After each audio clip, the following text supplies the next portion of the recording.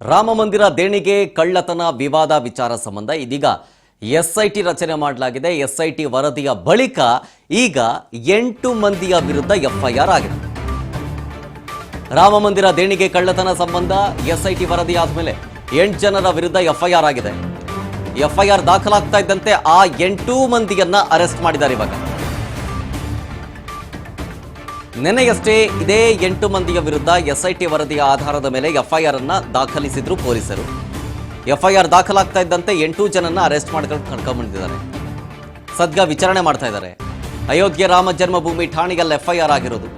BNS section 306, 316 class 5, 317 class 4, 317 class 5, 61, 3 class 5 ಇದರ ಅಡಿಯಲ್ಲಿ FIR ದಾಖಲಾಗಿದೆ.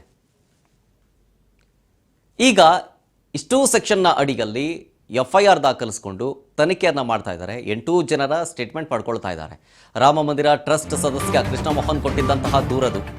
ರಾಮ ಮಂದಿರ ಟ್ರಸ್ಟ್ನ ಕ್ಯಾಶಿಯರ್ಗಳು ಅವರನ್ನು ಅರೆಸ್ಟ್ ಮಾಡಿದ್ದಾರೆ ಪೊಲೀಸರು. ಚಂಪತ್ ರಾಯ್ ಆಪ್ತ ಟಿನ್ನು ಯಾದವ್ ಪ್ರಮುಖ ಆರೋಪಿ ಈ ಕೇಸಲ್ಲಿ. ಅವಿನಾಶ್ ಶುಕ್ಲಾ, ಅನುಕಲ್ಪ್ ಮಿಶ್ರಾ, ಮನೀಶ್ ಯಾದವ್, ರಾಮಶಂಕರ್ ಯಾದವ್ ಅಲಿಯಾಸ್ ಟಿನ್ನು, ಸುಭಾಷ್ ಚಂದ್ರ, ಕರುಣೇಶ್ ಪಾಂಡೆ ಇಷ್ಟೂ ಜನರ ಹೆಸರು ಎಫ್ಐಆರ್ನಲ್ಲಿದೆ. ಇವರೆಲ್ಲರೂ ಉದ್ದೇಶಪೂರ್ವಕವಾಗಿ ಕಳ್ಳತನ ಮಾಡಿದ್ದಾರೆ. ಜೊತೆಗೆ ಸತತವಾದಂತಹ ಕಳ್ಳತನದಲ್ಲಿ ಇವರು ತೊಡಗಿದ್ದಾರೆ ಅನ್ನೋದು ಗೊತ್ತಾಗಿದೆ. ಕಳ್ಳತನಕ್ಕೆ ಪ್ರಚೋದನೆ ನೀಡೋದು, ಕ್ರಿಮಿನಲ್ ಪಿತೂರಿ ನಡೆಸಿರೋದು, ಪದೇ ಪದೇ ಇದೇ ರೀತಿಯಾದಂಥ ಕಳ್ಳತನಗಳಲ್ಲಿ ಇವರು ಭಾಗಿಯಾಗಿರೋದು ಎಲ್ಲವೂ ಕೂಡ ಪ್ರಾಥಮಿಕ ಹಂತದಲ್ಲಿ ಪ್ರೂವ್ ಆಗಿರೋದ್ರಿಂದಾಗಿ ಇನ್ನಷ್ಟು ತನಿಖೆಯನ್ನ ಮಾಡೋದಕ್ಕೆ ಮುಂದಾಗ್ತಾ ಇದ್ದಾರೆ ಪೊಲೀಸರು. ರಾಮ ಮಂದಿರ ಟ್ರಸ್ಟ್ನ ಕ್ಯಾಶಿಯರ್ಗಳು, ರಾಮ ಮಂದಿರ ಟ್ರಸ್ಟ್ನ ಸದಸ್ಯ ಕೃಷ್ಣ ಮೋಹನ್ ಅವರು ಕೊಟ್ಟಂತಹ ದೂರನ್ನು ಆಧರಿಸಿಕೊಂಡು 8 ಜನರನ್ನ ಅರೆಸ್ಟ್ ಮಾಡಲಾಗಿದೆ. ಭಕ್ತಾದಿಗಳು ನೀಡಿದ್ದಂತಹ ದೇಣಿಗೆಗಳು ನೋಡಿ, ಗಮನಿಸ್ತಾ ಇದ್ದೀರಲ್ಲ ಒಂದು ವಿಂಡೋದಲ್ಲಿ.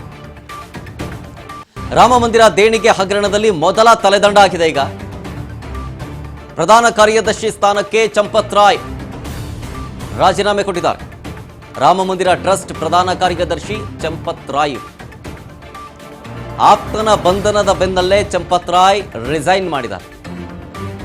ನಿನ್ನೆ ಚಂಪತ್ ರಾಯ್ ಆಪ್ತ ಟಿನ್ನು ಯಾದವ್ ಅವರನ್ನ ಅರೆಸ್ಟ್ ಮಾಡಿದ್ರು. ಇದೇ ಟಿನ್ನು ಯಾದವ್ ಪ್ರಮುಖ ಆರೋಪಿ. ಸೊ ಈತನ ಮೇಲೆ ಎಫ್ಐಆರ್ ಆಗ್ತಾ ಇದ್ದಂತೆ ಇವರು ಕೂಡ ಟ್ರಸ್ಟ್ನ ಪ್ರಧಾನ ಕಾರ್ಯದರ್ಶಿ ಚಂಪತ್ ರಾಯ್ ಅವರು ತಮ್ಮ ಸ್ಥಾನಕ್ಕೆ ರಾಜೀನಾಮೆಯನ್ನು ಕೊಟ್ಟಿದ್ದಾರೆ. ಭಕ್ತಾದಿಗಳು ನೀಡಿದ್ದಂತಹ ದೇಣಿಗೆಯನ್ನ ಇವರು ಕಳ್ಳತನ ಮಾಡಿದ್ರು. ಜೊತೆಗೆ ಈ 8 ಜನ ಏನು ಎಫ್ಐಆರ್ ಆಗಿದೆಯಲ್ಲ, ನಿರಂತರವಾಗಿ ಕಳ್ಳತನದಲ್ಲಿ ತೊಡಗಿದ್ರು.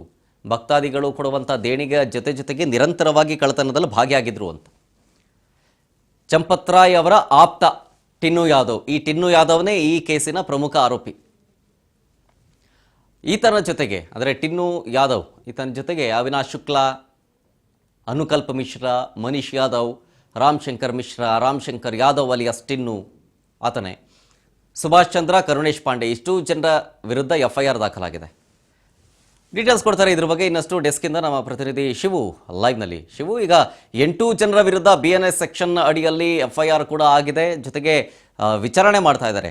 ನಿರಂತರವಾಗಿ ಇದೇ ರೀತಿಯಾದಂಥ ಕಳ್ಳತನದಲ್ಲಿ ಇಷ್ಟು ಜನ ಭಾಗಿಯಾಗಿದ್ರು ಅನ್ನೋದು ಪ್ರಾಥಮಿಕ ಹಂತದಲ್ಲಿ. ಯಾವ ರೀತಿಯಾಗಿ ಯಾರೂ ಕೂಡ ದೊಡ್ಡ ಪೋಸ್ಟಲ್ಲಿ ಇರೋರು ಇವರ ಬೆನ್ನ ಹಿಂದೆ ಇದ್ದಾರೆ ಅನ್ನುವಂಥ ನಿಟ್ಟಿನಲ್ಲಿ ಕೆಲಸ ಮಾಡಿರಬಹುದೇನೋ. ಈ ಥರ ಬೆನ್ನ ಹಿಂದೆ ಯಾರಿದ್ದಾರೆ ಅದನ್ನು ಕೂಡ ಹುಡುಕಬೇಕಾಗತ್ತೆ. ಈ ನಿಟ್ಟಿನಲ್ಲಿ ಯಾವ ರೀತಿ ಸಾಗ್ತಾ ಇದೆ ತನಿಖೆ? ಇದೇ ಬಹಳ ಪ್ರಮುಖವಾಗಿರುವಂಥ ವಿಚಾರ. ಈಗ ಅಯೋಧ್ಯೆಯ ರಾಮ ಮಂದಿರದಲ್ಲಿ ಆಗಿರುವಂಥ ದೇಣಿಗೆಯ ಕಳ್ಳತನ ಏನಿದೆ, ಆ ಕಳ್ಳತನದ ಪ್ರಕರಣಕ್ಕೆ ಏನು 8 ಜನರ ಮೇಲೆ ಯಾರು SITಯ ಮುಖ್ಯಸ್ಥರು ಕೊಟ್ಟಿರುವಂಥ ಪ್ರಾಥಮಿಕ ವರದಿಯ ಹಿನ್ನೆಲೆಯಲ್ಲಿ 8 ಜನರ ವಿರುದ್ಧವಾಗಿ ಟಿನ್ನು ಯಾದವ್ ಸೇರಿದಂತೆ 8 ಜನರ ವಿರುದ್ಧವಾಗಿ ಎಫ್ಐಆರ್ ಏನೋ ಆಗಿದೆ. ಈಗ ಏನು ಅಲ್ಲಿನ ಪ್ರಧಾನ ಕಾರ್ಯದರ್ಶಿ ಚಂಪತ್ ರಾಯ್ ತಲೆದಂಡ ಕೂಡ ಆಗಿದೆ. ಅವರನ್ನು ರಾಜೀನಾಮೆ ಕೊಡಬೇಕು ಅಂತ ಒತ್ತಡ ಹೇರಲಾಗ್ತಾ ಇತ್ತು. ಅವರ ಈಗ ರಾಜೀನಾಮೆಯನ್ನು ಕೂಡ ಕೊಟ್ಟಿದ್ದಾರೆ. ಆದರೆ ಬಹಳ ಪ್ರಮುಖವಾಗಿ ಕೇಳಿ ಬರ್ತಾ ಇರುವಂಥದ್ದು, ಈಗಷ್ಟೇ ಅರವಿಂದ್ ಕೇಜ್ರಿವಾಲ್ ಕೂಡ ಮತ್ತೆ ರಾಮ ಮಂದಿರಕ್ಕೆ ಭೇಟಿ ಕೊಟ್ಟಿದ್ದಾರೆ. ಭೇಟಿ ಕೊಟ್ಟು ಅಲ್ಲಿ ಮಾತನಾಡ್ತಿರುವಂಥ ವೇಳೆಯಲ್ಲಿ ಹೇಳಿರುವಂಥದ್ದು ಏನಂದರೆ, ಎಲ್ಲ ಸಣ್ಣ ತಲೆಗಳನ್ನು ತಲೆದಂಡ ಕೊಟ್ಟಿದ್ದಾರೆ. ಆದರೆ ದೊಡ್ಡ ದೊಡ್ಡ ವ್ಯಕ್ತಿಗಳು ಇದರ ಹಿಂದೆ ಇದ್ದಾರೆ, ಅವರ ಒಂದು ತಲೆದಂಡ ಆಗಬೇಕಾಗುತ್ತೆ, ಅವ್ರು ಯಾರು ಅನ್ನೋದನ್ನು ಪತ್ತೆ ಹಚ್ಚಬೇಕಾಗುತ್ತೆ ಅನ್ನುವಂಥ ಒಂದು ಆರೋಪವನ್ನು ಈಗ ಕೇಜ್ರಿವಾಲ್ ಅವರು ಮಾಡ್ತಾ ಇರುವಂಥದ್ದು. ಜೊತೆಗೆ ಇಲ್ಲಿ ಮೊದಲನೇದಾಗಿ 7ರಿಂದ 8 ಕೋಟಿ ಏನು ಕಳವಾಗಿದೆ ಅಂತ ಹೇಳಿದ್ರು. ಜೊತೆಗೆ 200 ಕೋಟಿಯಷ್ಟು 200 kg ಬೆಳ್ಳಿಯ ಗಟ್ಟಿಗಳೇನಿದ್ದಾವೆ ಅವುಗಳ ಕಳ್ಳತನವನ್ನು ಕೂಡ ಮಾಡಿದ್ದಾರೆ. ಯಾರು ಸಿಂಧಿ ಸಮುದಾಯದವರು ದೇಣಿಗೆಯನ್ನು ಕೊಟ್ಟಿದ್ರು, ಆ ಒಂದು ವೇಳೆಯಲ್ಲೂ ಕೂಡ ದೇಣಿಗೆಯನ್ನು ಕೊಟ್ಟಿದ್ರು, ಅದಕ್ಕೆ ರಸೀದಿ ಕೂಡ ಇರಲಿಲ್ಲ, ರಸೀದಿ ಕೂಡ ಕೊಟ್ಟಿರಲಿಲ್ಲ. ಅಂದರೆ ಈ ರೀತಿಯಲ್ಲಿ ಅವರಿಗೆ ಒಂದು ರೀತಿಯ ಅಲ್ಲಿ ವಂಚನೆ ಮಾಡ್ತಾ ಇದ್ದಂಥದ್ದು, ಅಲ್ಲಿನ ದೇಣಿಗೆಯ ಕಳ್ಳತನವನ್ನು ನಿರಂತರವಾಗಿ ಮಾಡ್ತಾ ಇದ್ದಂಥದ್ದನ್ನು ಈಗ SP ಪಕ್ಷದ ಅಂದರೆ ಸಮಾಜವಾದಿ ಪಕ್ಷದವರು ದೂರನ್ನು ಕೊಡ್ತಾರೆ, ಅಲ್ಲಿನ ಸದಸ್ಯರು ದೂರನ್ನು ಕೊಡ್ತಾರೆ. ಆ ಬೆನ್ನಲ್ಲೇ ಈ ಎಲ್ಲವೂ ಕೂಡ ಹೊರಗಡೆ ಬರುತ್ತೆ.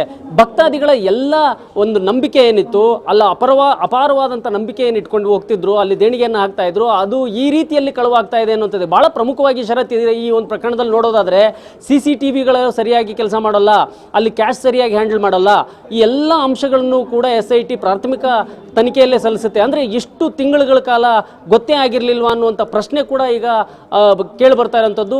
ಇನ್ನೂ ಹೆಚ್ಚಿನ ದೊಡ್ಡ ದೊಡ್ಡ ತಲೆಗಳು ಇದರ ಹಿಂದೆ ಇದ್ದಾವೆ, ಅವರ ತಲೆದಂಡ ಆಗಬೇಕು ಅನ್ನುವಂಥದ್ದನ್ನ ಈಗ ಆಕ್ರೋಶ ವ್ಯಕ್ತ ಆಗ್ತಾ ಇದೆ, ಒತ್ತಡ ಕೂಡ ಹೆಚ್ಚಾಗ್ತಾ ಇದೆ. Sharath. Yes, thank you Shivu ಡೀಟೇಲ್ಸ್ಗಾಗಿ.